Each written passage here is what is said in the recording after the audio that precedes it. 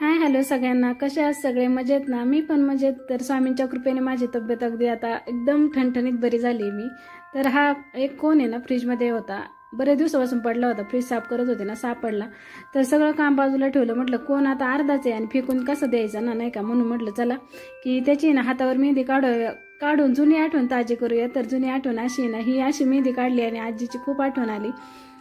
आजीला माझ्या जाऊन 12 वर्ष झाली, पण आजी ना असं सण असला ना की अशी पहिली ना अशी सुट्टी पुडी भेटायची मेहंदीची आणि ती कालवायची आणि अशी बोटाने आमची ना अशी मध्ये, आता मी 5 टिपके नाही दिले तळ हातावर, नाही तर 5 टिपक्याची मेहंदी काढायची अशी आणि हाताला पण असं बोटांना पण असं रंगवायची.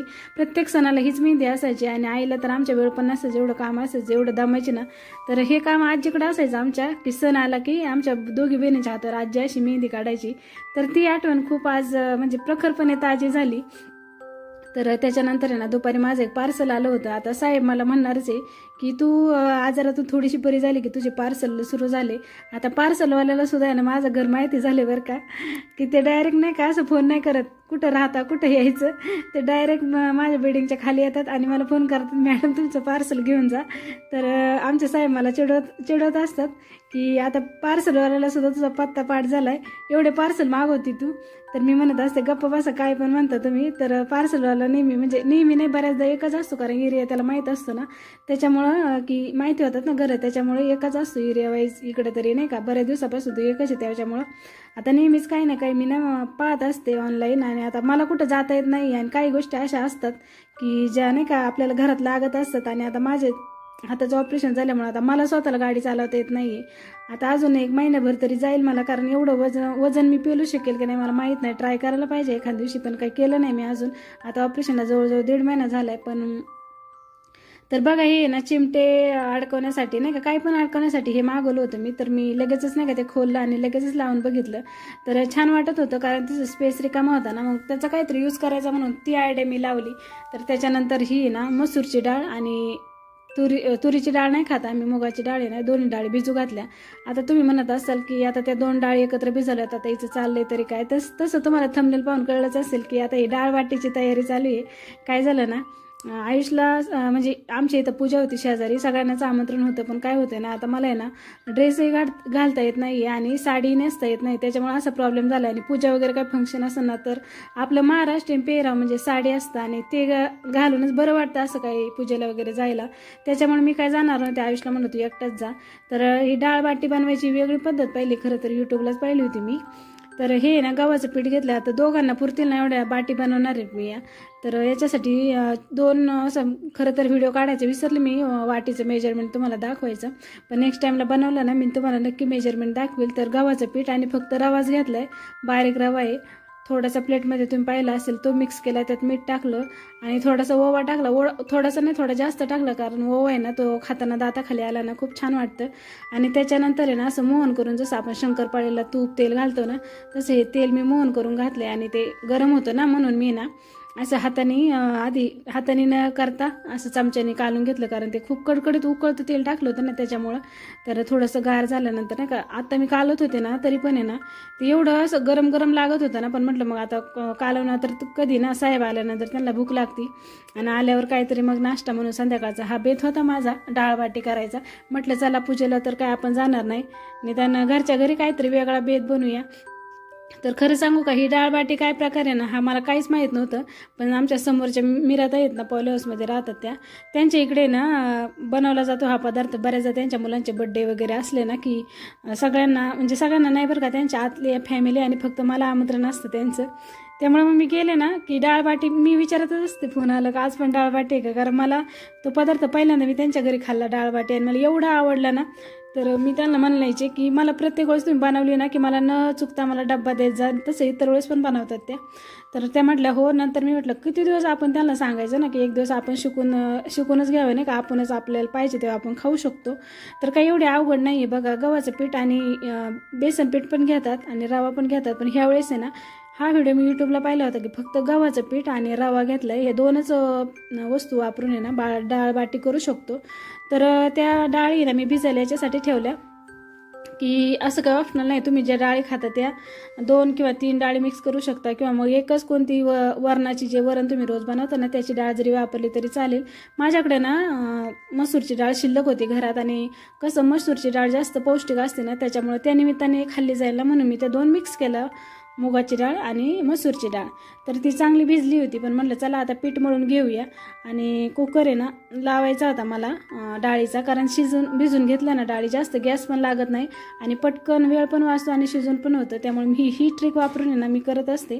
तर डाळ वगैरे शिजून घेतली मी. आता ते काय दाखवत नाही बसले, कारण ना खूप मोठा होतो व्हिडिओ, आणि बरेच जण असं म्हणतात की छोटेच व्हिडिओ बनवायचा, मोठे व्हिडिओ बघण्याचा कंटाळा येतो, असे बरेच जणांनी मला कमेंटमध्ये सांगितलं होतं. त्याच्यामुळं पण आता हा बराच मोठा व्हिडिओ होता, पण सगळाच मोठा व्हिडिओ पहिल्यांदा मी एवढा मोठा व्हिडिओ आहे ना व्हॉइस ओव्हर करते.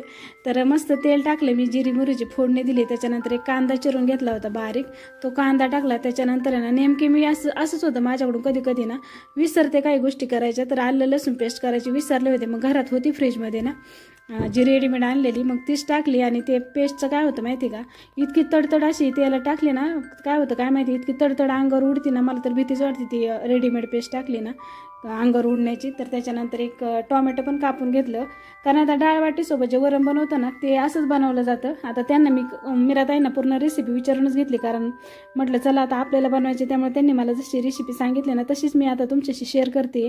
आता डाळ वाटीचा मी पाठीमागे पण एक व्हिडिओ टाकला होता, तर त्याच्यासाठी मी असं म्हणजे नाही का पूर्ण असं डिटेलमध्ये नव्हतं सांगितलं. तर मसाले याच्यात आहे ना मी धना पावडर, आपली लाल तिखट आणि कांदा लसूण मसाला टाकला, आणि थोडासा घरचा मसाला टाकलाय, बाकी कोणताच मसाला टाकला नाही. हळद टाकली त्याच्यामध्ये, आणि छान स्मॅश केल्यानंतर आहे ना डाळ त्याच्यात मी टाकून घेतली. बघा आता ही कढई तशी छोटीच आहे, पण तुम्हाला आता जवळून अशी वाटत असेल की बापरे एवढी मोठी कढई वरण केलं काही नाही, तर ते एकदम जवळून घेतल्यामुळे नाही का असं जास्त दिसतंय ते वरण.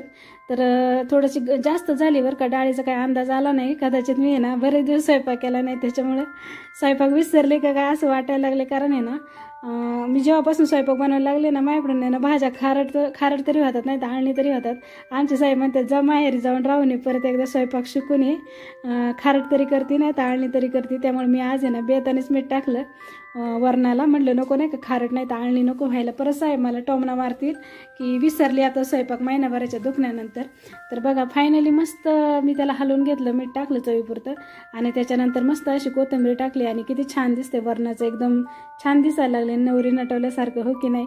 तर बघा बाटी ह्यावेळेस पण बाटीचं पण मी वेगळं केलं. हे मी गोळे आहे ना असे पाण्यात उकळत्या पाण्यात शिजून घेतले होते पाठीमागच्या वेळेस, पण ह्यावेळेस जरा वेगळी ट्रिक मी पाहिली यूट्यूबलाच. खरं तर यूट्यूब आपल्याला भरपूर काही शिकवतं.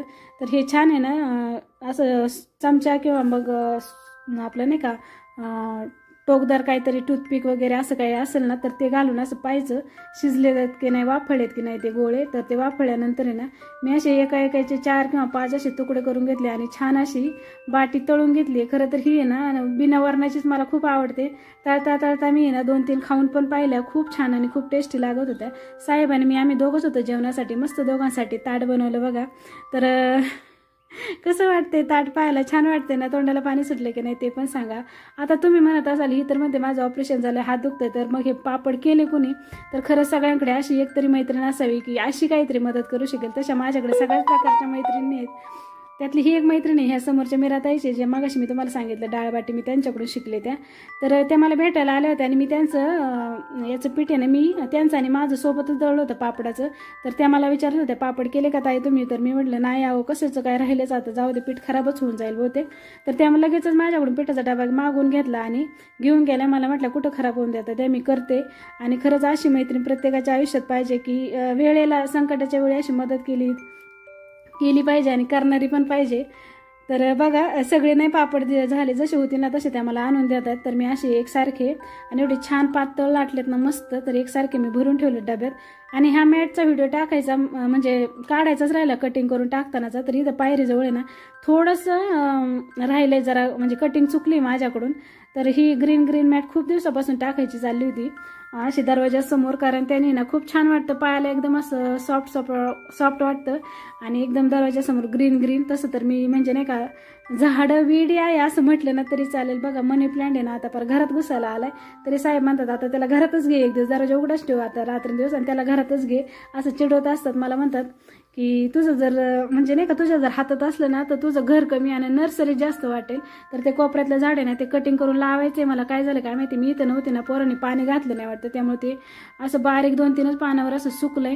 त्याच्यानंतर हे झाड आहे ना मी घरात आणून ठेवले बघा. आणि सदाफुलीला किती छान फुल आले, एकच चुकून बी पडले असेल तर ते पण त्याच्यामध्ये उगल्यानंतर नाही त्याला फुल आले. तर त्याचा फायनली कलर एकदम मस्त आहे, राणी कलरचं. त्याच्यामुळे त्याला पण मी एका सेपरेट आता कुंडीमध्ये लावेल. तर असा होता माझा कालचा डेली व्लॉग. तर कसा वाटला कमेंट करून मला नक्की सांगा. माझ्या चॅनलवर नवीन असाल तर करते. Bye bye, take care.